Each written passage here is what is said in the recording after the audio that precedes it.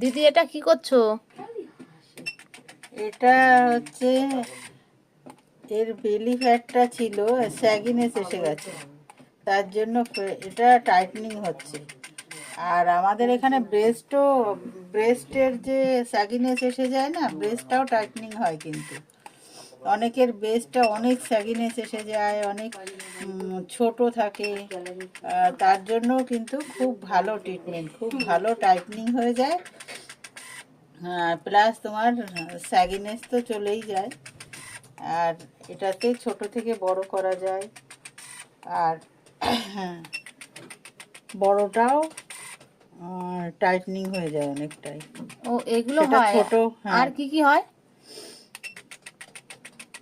Breast সেটাও কমানো যায়।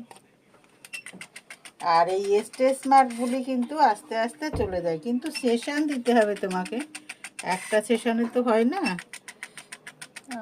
অনেকগুলি সেশন দিতে হয়। সেশন দিলে এই স্যাগিনেসটা যেটা আছে সেটা অনেকটাই চলে যায়। তাও কটা সেশন দিতে হয়? মিনিমাম 7 থেকে 8টা সেশন লাগে। আবার অনেকের কমও লাগে, 2-3টেতে হয়ে যায়, আবার অনেকের বেশি লাগে।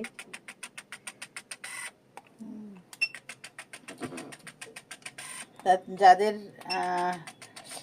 ব্রেস্টের কোনো প্রবলেম আছে, স্যাগিনেস আসে,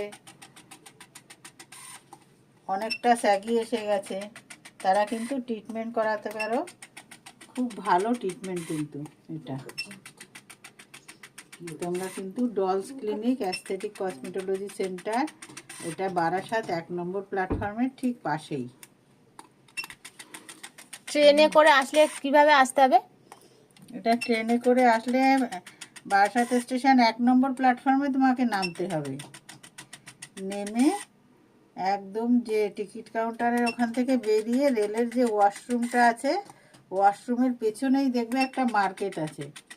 ওই মার্কেটের উপরেই দেখবা লোহার রেলিংয়ের একটা সিঁড়ি উঠে গেছে, ওই সিঁড়ি দিয়ে উঠেই একদম কর্নারের ঘরটা। আমাদের স্যালনও আছে, প্লাস ক্লিনিকটাও আছে, ক্লিনিকটা পাশে। আমাদের এখানে বিভিন্ন রকমের ট্রিটমেন্ট হয়, প্লাস আইভি হয়। আর আইভিতে খুব ভালো রেজাল্ট। তোমরা এর আগেও আমার ভিডিওতে দেখেছো, অনেক দূর থেকেই আসে অনেকে।